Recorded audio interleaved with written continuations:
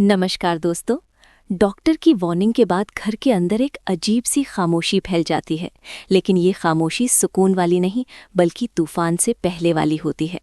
वसुधा bed पर लेटी होती है, उसकी आंखें आधी खुली होती हैं और वो छत को देखते हुए जैसे अपनी जिंदगी के हर फैसले को दोबारा जी रही होती है।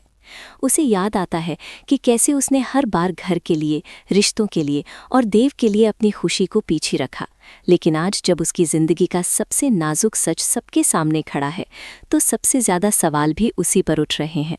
देव उसके पास बैठा होता है और उसका हाथ पकड़े रहता है, लेकिन उसके दिमाग में घर वालों की बातें गूंज रही होती हैं, जहां इज्जत और बदनामी को जिंदगी से ज्यादा अहमियत दी जा रही होती है।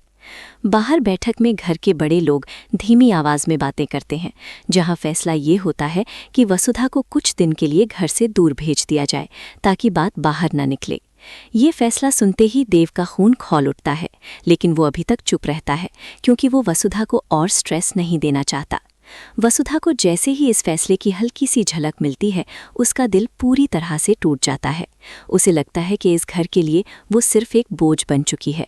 उसकी आंखों से आंसू बहते रहते हैं और वो अपने बच्चे से दिल ही दिल में माफ़ी मांगती है कि शायद वो उसे वो सुरक्षा नहीं दे पाई जो एक माँ को देनी चाहिए।